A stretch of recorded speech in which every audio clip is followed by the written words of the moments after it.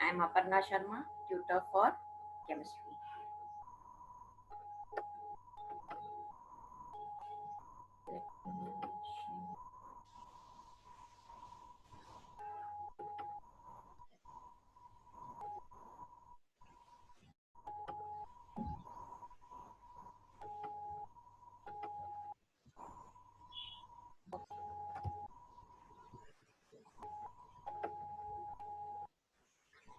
So before I start the session, let me walk you through the Classic site, how we are going to use or how we access the revision notes and test in Classic's website. If you go to classics.com and click on practice, we need to choose here. We are having different packages available here, but since we are going to talk about NEET Premium, let us select NEET Premium. And when you click on NEET Premium, we are having test for different subjects, and each subject has test chapter wise, and one NEET full test, which will have two sections. One section is having that test which is prepared by Classics tutor, and the other section has complete past year past papers. So before and at the top we have the revision notes. If you click on revision notes, it opens in a new tab, and today we are going to talk about a chapter that is organic chemistry, some basic principles and technique. So when we talk about some basic principles, what is organic chemistry? So basically when we are saying about organic chemistry, as we all know, we come across different types of compounds in nature, out of which some are man-made, and out of them organic compound is also one form, or we can say form of one of the category. And there are two types of compound basically, inorganic and organic. So when we say inorganic, this is basically obtained from minerals, and organic, it is obtained from plant and animals.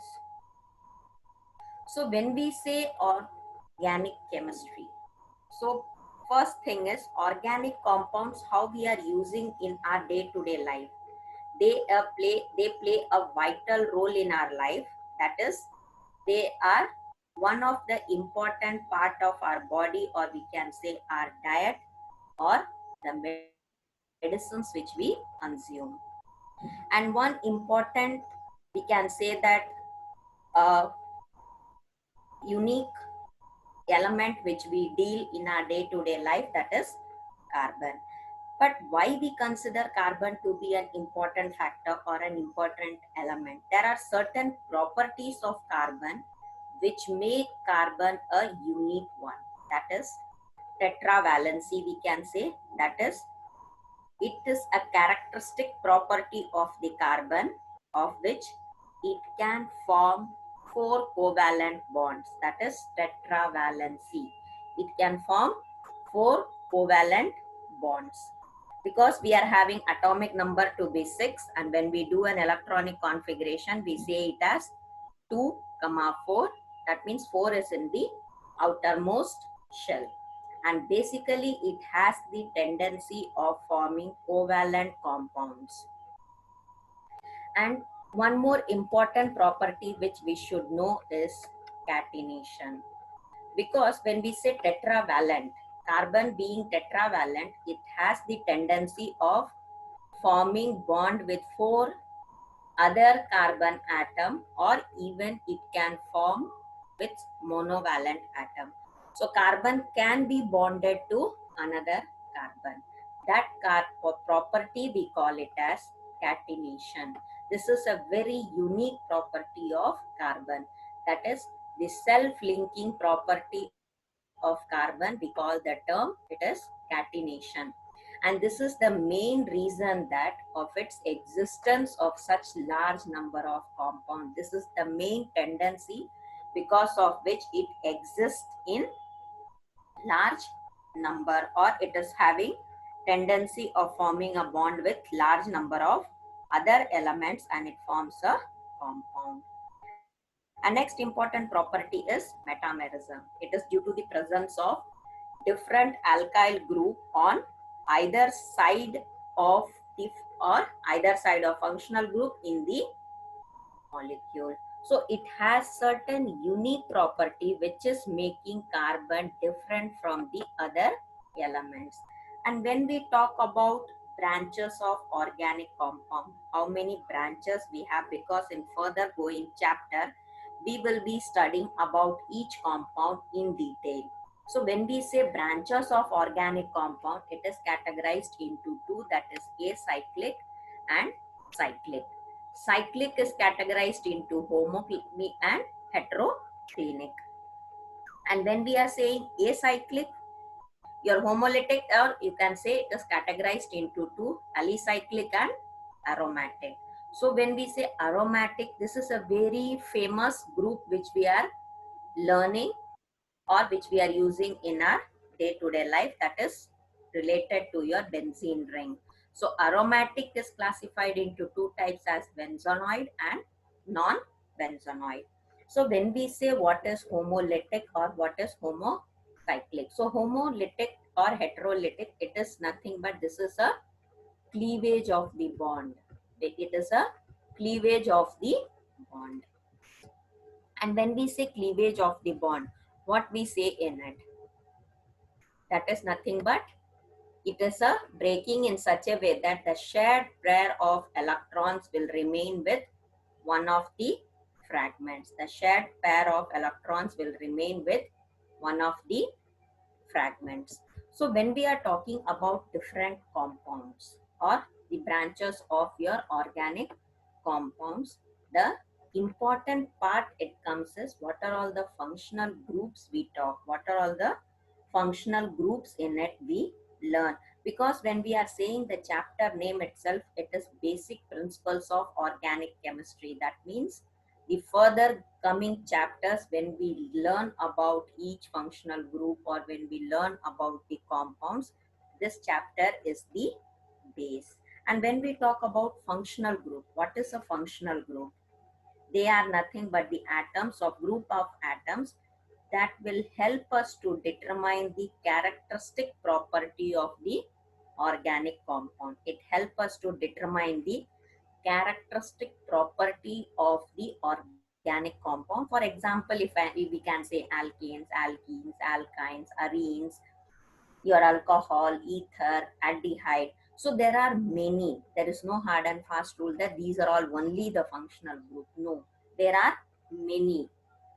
But each one based on the name, we define that, okay, if I say alcohol, the functional group, it is OH. If I say aldehyde, it is CHO. If I say alkanes, it is single bond. If I say alkenes, it is double bond. So each one by name, we are able to differentiate that if I say this, it means so and so. So when that is what we are calling it as a functional group. Like we can have nitrite group, we can have ester, we have ketones and many more. So based on the functional group, we are able to decide the characteristic property. If I say OH, okay, fine, it is alcohol and alcohol has certain property.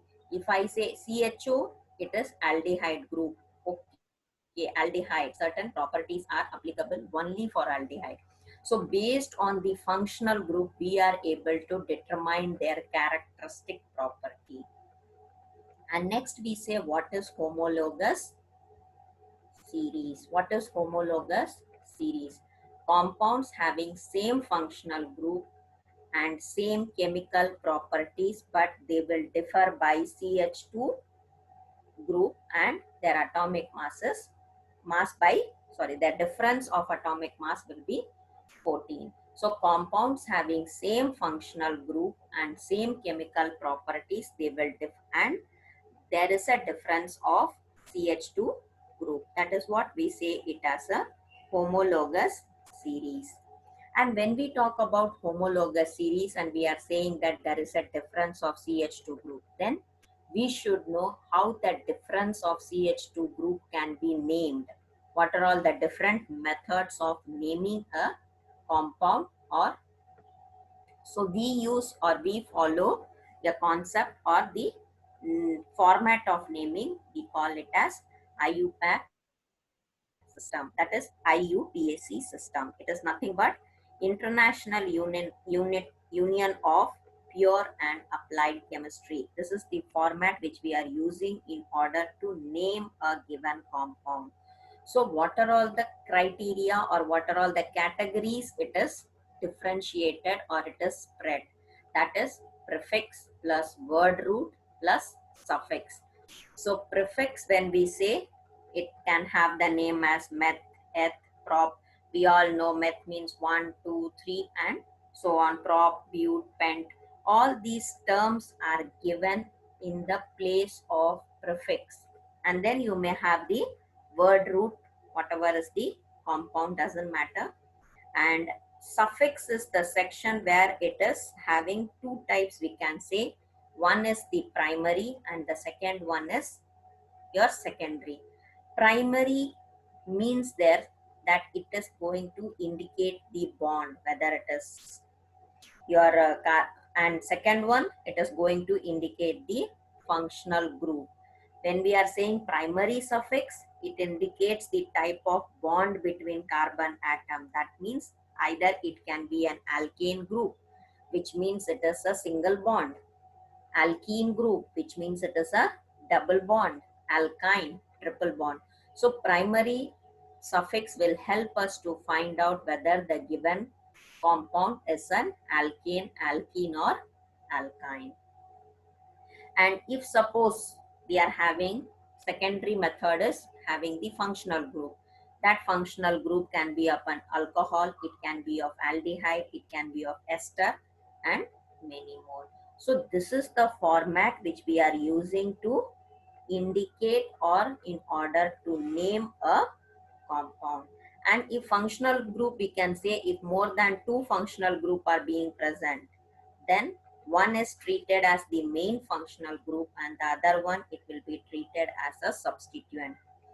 And the prefix used for your functional group, like we can have the halogens, your chloro, fluoro, bromo, iodo and so on. So it depends what is given in the compound, but the method which we are using in order to name those compound is prefix plus the word root plus suffix, and that we say it as your IUPAC system of naming a compound. And next, when we talk about the types of organic compound, here we are having different types of organic compound. That is nothing but the name, we say it as hydrocarbon. And hydrocarbon can be of two types, that is saturated and unsaturated. So when we say saturated and unsaturated, what is saturated and what is unsaturated? Saturated is alkanes, and we have a general formula for alkanes, that is CnH2n plus 2, and saturated compounds or saturated hydrocarbon, it has another name you will come across, that is called as paraffins. Paraffins. And when we talk about unsaturated, it has two categories, that is alkenes and alkynes, that is CnH2n, and alkynes formula is CnH2n minus 2. And unsaturated, the other name is olefins. The other name is olefins. So, and if suppose you are having, we are having primary carbon, that is if carbon atom is joined one other carbon atom, then we say that it is a primary carbon. It can be secondary if carbon atom is joined to two other carbon atom, we call the name as secondary, tertiary, quaternary and so on. And one more we have, that is called as alkyl halide. Alkyl halide, the general formula for that, it would be just simple You can say CnH2n plus 1, or simple if we try to calculate from alkane, if you remove one of the hydrogen and replace with any of your halide group, then we say that as alkyl halide. In the same way, we have the different general formulas for alcohol, aldehyde, carboxylic acid, your esters, and many more. So these are all the basic organic compounds which we see in our regular chapters.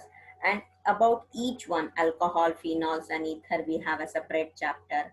Ketones, we have a separate chapter. Amines, we have a separate chapter. So in further going, we will be studying about each functional group in much detail in the coming chapters. And next, when we talk about the compound, that is our aromatic compounds. What is aromatic compounds? So as we say aromatic, it itself means that we should have the benzene ring in it. And aromatic says we should have compounds that is having at least, or we can say which contain at least one benzene ring. So it is, then we call the name, or the name given to it is aromatic compound. And when we say hexagon of carbon atom, benzene means what? It is nothing but the hexagon of carbon atom with 3 alternate double bond. Hexagon of carbon atom with alternate double bond. So when we say aromatic compounds, there should be some rules for naming also. Benzene, it is, we have said, okay, it is hexagon of carbon atom with 3 alternate double bond. But there are different forms where you will have the, that is, we say it as, if two side chains are adjacent to each other, then we name it as ortho. If two side chains are alternate to each other in the other way, we can say it is, if two side chains are adjacent, it is ortho. If two side chains are alternate, it should be meta. And if two side chains are present diagonally, then it will be para. So when we say, if we draw the structure, you could say it as this position and this position. If we are having adjust, that means it is adjacent to each other, it will go to ortho. Then alternate to each other, that means position 1 and 3, it is meta, and 1 and 4, then we say it as your para. So there are different forms of benzene where it is being attached, and that is also important to note, because when we are naming, we say it as ortho. We need that value, ortho, para, meta, and because of the positioning. And some other common compounds we come across is your phenol, toluene, aniline, naphthalene.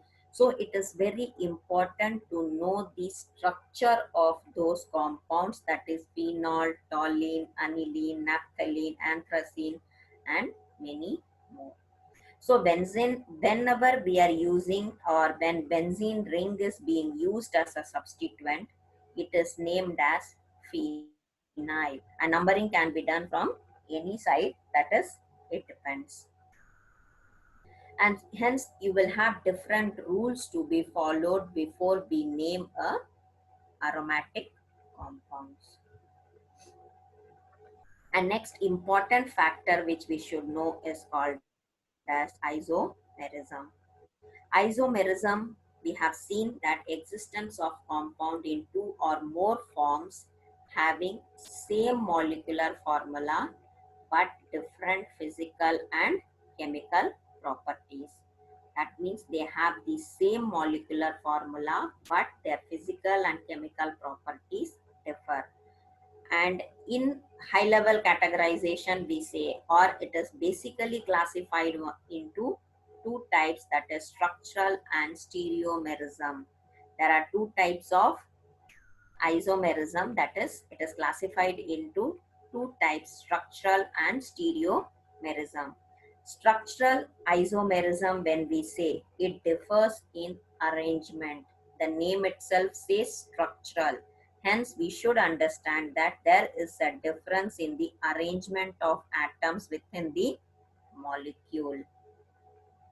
And if we talk about stereomerism, isomerism, it is nothing but there is a difference in arrangement of atom in space. There is a difference in arrangement of atoms in space. But basically, when we talk about structural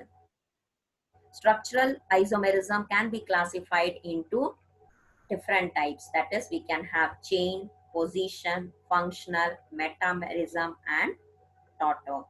So when we say chain, that means the compound, they will have the same molecular formula, but of course they will have different arrangement of atoms within the chain, different arrangement of atoms within the chain.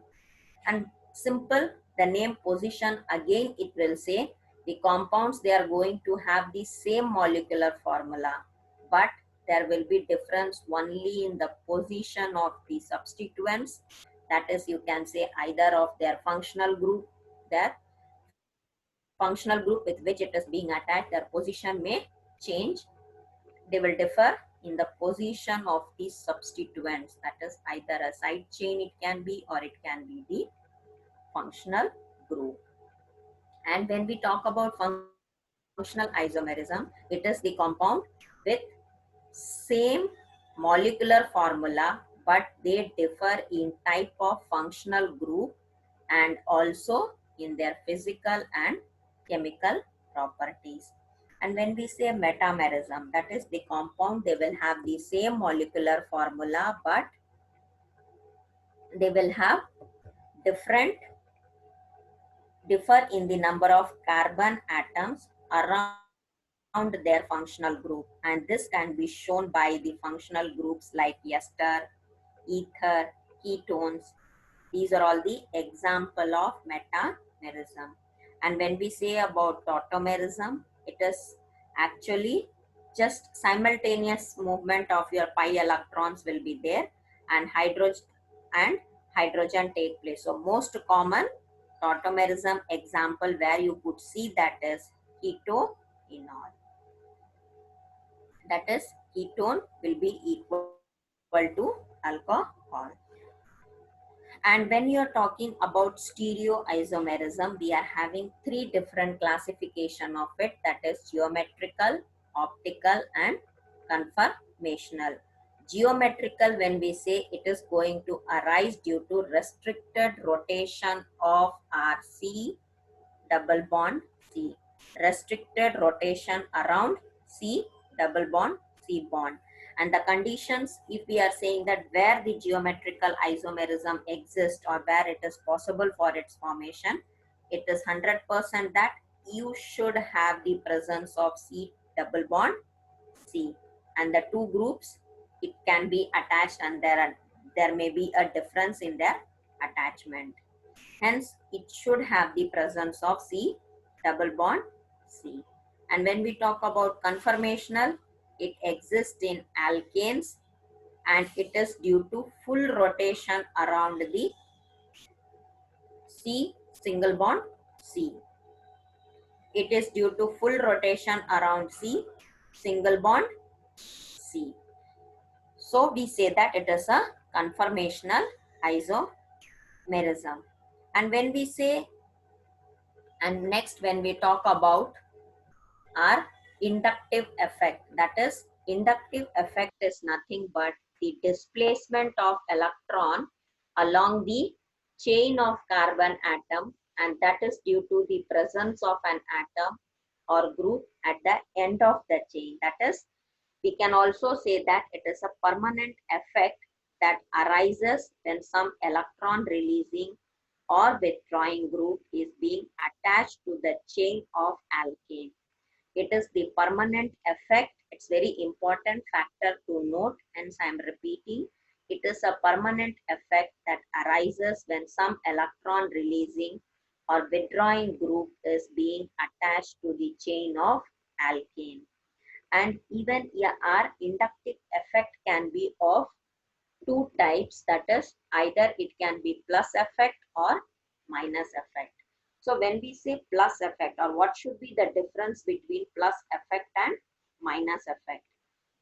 Minus effect, if we talk about, it is shown when the electrons withdrawing group is being attached to the carbon chain. It is shown when electrons withdrawing group is attached to the carbon chain. And when we say plus, it is shown when electrons releasing group is attached to the carbon chain. For example, we can say the alkyl group. So this is what we say about our inductive effect. And next we are having two types of bond fission, that is homolytic and heterolytic. So when we say homolytic and heterolytic, what does we mean in that? Because bond fission is an important factor. And when we say homolytic, that is our attack and homolytic and heterolytic. And one important factor which we should know is called as attacking agent. What is attacking agent? Because we are having many reaction intermediates which we should know, that is our free radicals. It can be, that is free radicals. It is basically formed as a result of our homolytic fission. Due to this, you will have extra electron and they will be quite reactive. So there are different categories, or when a reaction takes place, there are different intermediates which is actually taking place. So we may have free radicals, or we can say carbocation, that is your carbocations. It is formed as a result of hydrolytic fission, and it is the carbon with 6 electron and a positive charge. It is the carbon with 6 electron and a positive charge. Or if we talk about carboanions, that is they are carbon with 8 electrons and they will be basically electron rich. They act as a Lewis base and they are formed as a result of heterolytic fission. So there are certain properties which is existing because of the bond fission. An attacking agent, when electrons occur, attacking agents attack and the product is being formed.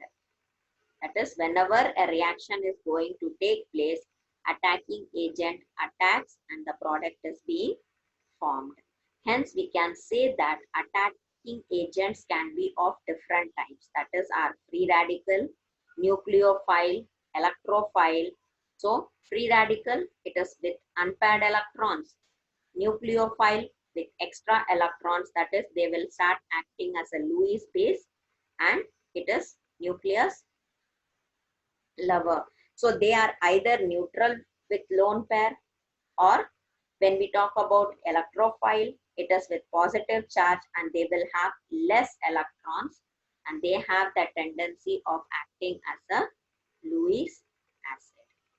So there are different categories when we are saying that if a reaction is taking place, it should have the different criteria to satisfy.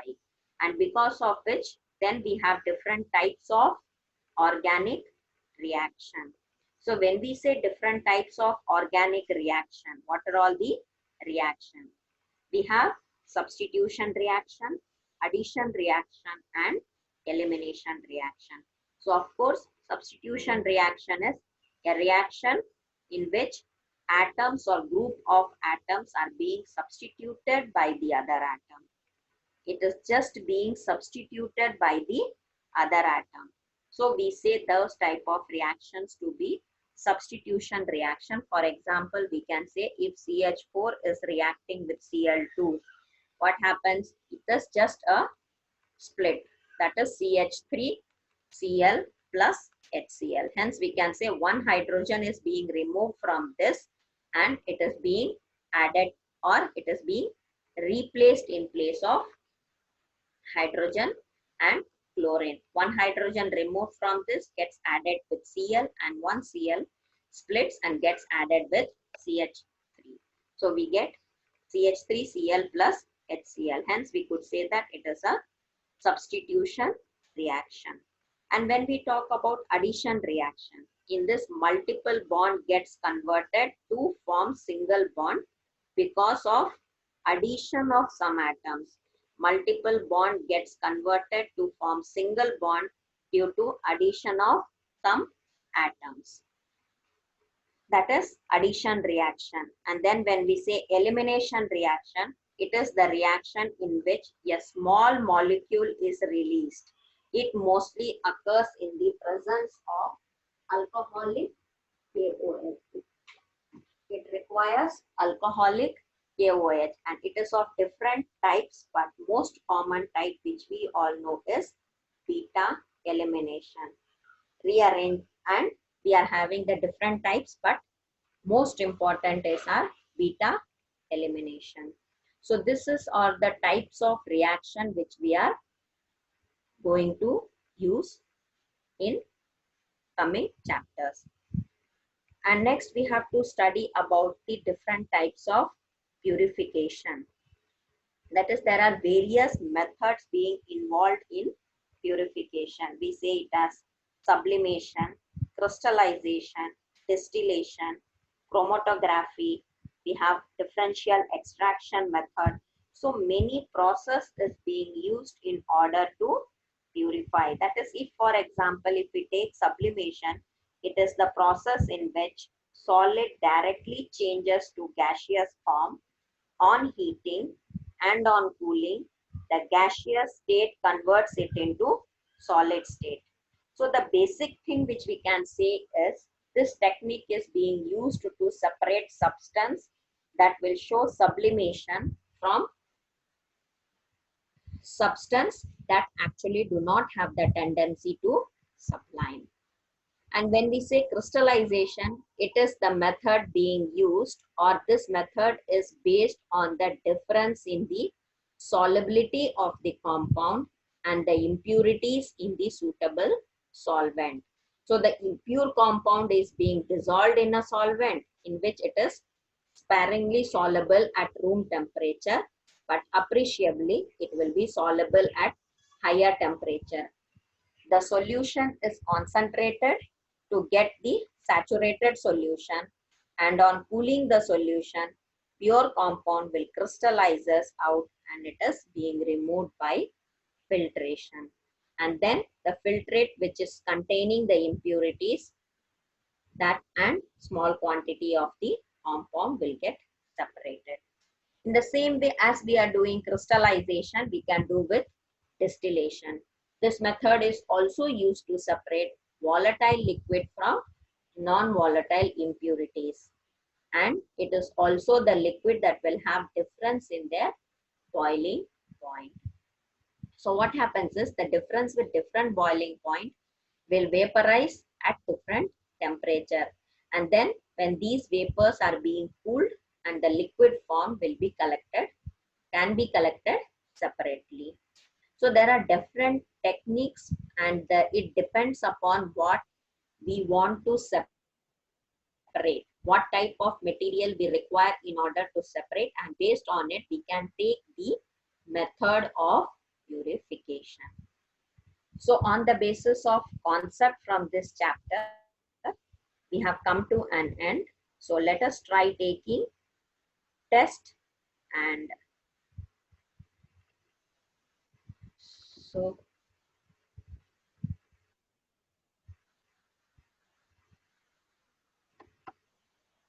hence when we want to take a test from a specific chapter, if we go to NEET Premium, we have chemistry here. Let us go to chemistry, and you could see different bubbles with different color. Green indicates that the test is already taken. Blue indicates that it is yet to be taken, and R is a random test which you can take in order to take or in order to have additional practice. Since today we are taking some basic concepts, let us select that chapter and go to the test. And if you try taking test, to have a focus on the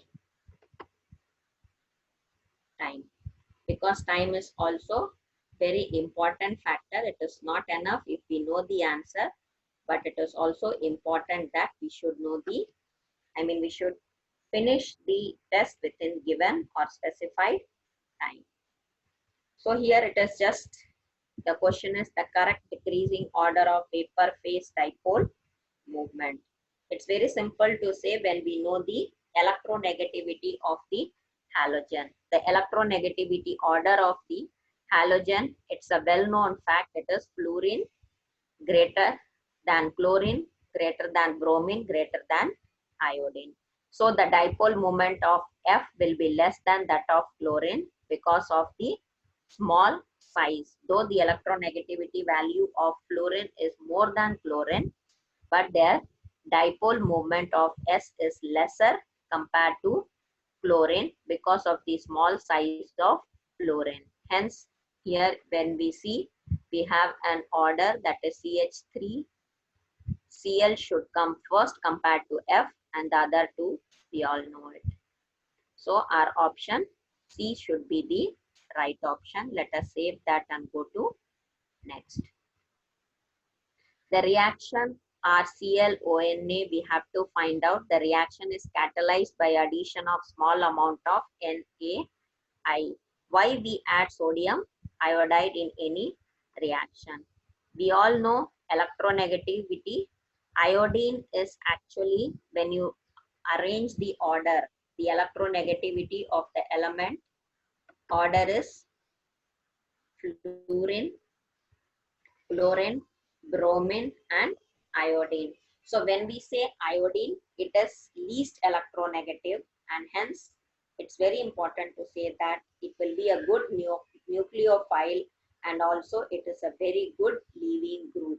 It has the tendency, or it is a very good leaving group. Hence we can say that iodide ion is both better nucleophile as well as a good leaving group. So our option should be B. Sorry, C. Iodine ion is both better nucleophile as well as a good leaving group. Hence option C should be the right answer. Let us save that and go to next. So the rate of R, this reaction they have given, L is a good leaving group, and the rate of the reaction is maximum when Li is X, and we have to find out what is that X.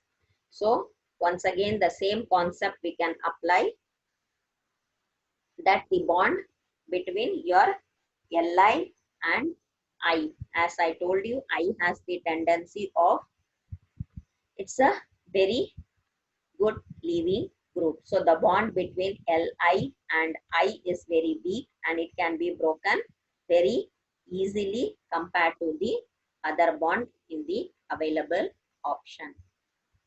So the option D should be the right answer.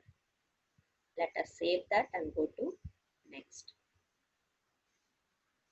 Which of the following is correct decreasing order of rate of reaction with isopropyl, neopentyl, methyl, alkyl? So the property we should remember is steric factor. It is an important factor based on which you can decide the case of your SN2 reaction. That is, it can be substitution, but electronic factor will also play an important role. Hence, you could say that greater reactivity of your aryl, allyl, and methyl is because of the electronic rate. Hence, we can say that the order will be aryl, allyl, methyl, isopropyl, and neopentyl. So we could say aryl, allyl, methyl. This is just and the order of their reactivity. Hence, it is better to remember that, and it would be easy for you to answer the question. Save that and go to next. Next one says that bromocyclopentane. It gives cyclopentane, which of the following or correct order of decreasing rate of elimination of various bases. It is just a concept once again that we have to talk about the order of rate. So do remember the order of rate of elimination will always decrease with increase in basicity. If there is an increase in basicity, their order of elimination will decrease. Hence, we can say that order of your OH will be greater than CN, COO. So this order is a decreasing rate of elimination because their basicity is decreasing. Hence, we can save that and go to next. In which of the following pair one species is incorrectly indicated, which would give higher substitution or elimination ratio when it reacts with isopropyl bromide. So when we say reaction, once again, the same rule applies that greater the basicity, higher will be the elimination and greater the nucleophilicity. So except in your OCN minus or your SCN minus, all others we can say that it is correctly matched except our option C. So let us save that and go to next. The only factor do remember is greater the basicity, higher the elimination and substitution ratio. And when you have elimination and substitution to be higher, once again their nucleophilicity will be high. We are having the predominant product when 3-methyl-2-pentane reacts with HOCl. So when it is reacting with HOCl, so suppose let us write the reaction. When we say 3-methyl,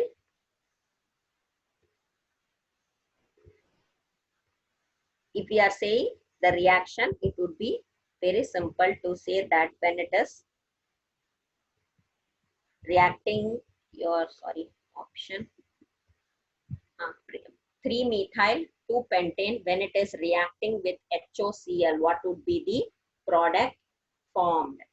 In the given option, we have to see which is the product obtained, and yes, we have to focus which is the major product. That is also important. It is an important factor that we see what is we are obtaining in the major product. So 3-methyl-2-pentane, when it is HOCl, it is immediately which should strike us that how the replacement will take place for HOCl with 3-methyl-2-pentane.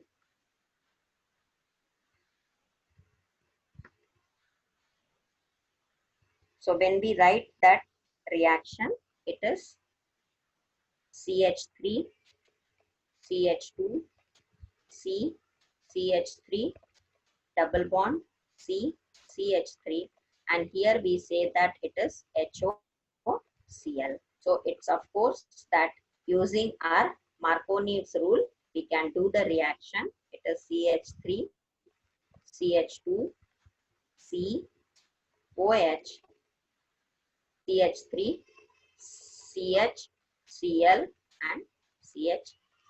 So using our Marconi's rule, in which goes to the carbon atom that will, which is more hydrogenated. So if based on Marconi's rule, we can check the product, and option we are having CH3 here, CH3OH Cl. So CH3OH Cl, our option A should be the right one. So in this, where we have A, let us save that and go to next. And when it is reacting, we have to see the product B of the above reaction. So it's very simple to say the product B of the above reaction It is TSCl, that is pyridine, and LAH, it stands for lithium aluminium hydride. So the basic product is formed. TSCl, it will give you the product, that is your option C. So we have to choose from this option. Let us save that and go to next. So based on this, we have to check which is the graph for our SN2 reaction. When we look at the graph for SN2 reaction, we have to look for a simple condition that it is, they have given between two different angles. So if we are saying SN2 reaction, do remember a single concept, that is your SN2 reaction is directly proportional to 1 by steric Crowding near to the reaction center. So whenever we try to compare that, it would be very simple to find out. So when you look at the option, we have to say isopropyl, butyl. So all these options, when they have given, we have to choose which is undergoing in the decreasing order, because it should be inversely proportional. Hence, this alone graph, that is your graph A alone, will have the decreasing order. All others, if you look at, it is the one, it is going straight. Here it is having different arrangement, and this is in the increasing order. Hence, if you see, since it is inversely proportional, we should say that it should have the decreasing order. Hence, our option A should be the right answer. Let us save that and go to next. This is also the same format. We have to just see which is the right product for it. So when it is allyl alcohol, when it is reacting with HBr, when allyl alcohol reacts with HBr, addition of HBr to allyl alcohol will result basically in two products. That is, one we can say it as your major product and the other one as minor product. When you say major product, the product is 3-bromo 1-propanol. 3-bromo 1-propanol, and minor product will be 2-bromo 1-propanol. 2-bromo 1-propanol. Hence, our option A should be the right one, because we have to choose only the major product, not the minor one. Let us save that and go to next. Which of the following is most reactive towards SN2 reaction? Once again, the same concept, it applies for the order of SN2 reaction. When we learn in detail about SN2 reaction, it would be more simpler, that with increase in polarity of your inert pair attack, that is, ion pair attack of the nucleophile will increase. Hence, the rate of the reaction will also increase. It is a concept for the SN2 reaction. Hence, our option D should be the right option. Let us save that and go to next. Allyl chloride on dehydrochlorination gives. Allyl chloride on dehydrochlorination gives. It's a well-known fact. It will give you propadiene. It will give you propadiene. Option. Save that and let us go to next. At higher temperature, iodoform reaction is given by. At higher temperature, iodoform reaction is given by. It's a, we can say that in detail about iodoform reaction we will learn in coming chapter, but our answer should be CH3COCH3. Save that and go to next. Which of the following are correct order of nucleophilicity? Correct order of nucleophilicity. This is also whichever is more nucleophile. Here in the given option, if we see, our ETO is more nucleophile than OH minus, and that will be highly resonance stabilized compared to the other one. Hence, we can say that option here A, B, C, D should be the right option. So let us save and go to next. So we can click enter since we have completed the questions. And once you click enter, it will give you the result saying what are all the questions we have done right, and green indicates that the questions are correct, and red if we would have gone any answer to be wrong, it would have indicated in red color. And as of course orange color means that we have missed that question, we have not attempted that question. And if suppose you are gone wrong with any of the question, you can click on that particular question, it will give you the answer as well as the explanation of that answer. Hence you can get the right answer with explanation. That is all we have for today's class. And if you have any doubts, in any of the concept or question, you can reach out to us with the help of Ask feature or with the help of Classics Telegram chat application. And in case if you require any additional support from the tutors for any specific chapter, irrespective of the subject, it can be physics, chemistry, or biology, you can reach out to Classics Management for one-to-one tutoring from the Classics tutors. Thank you, students.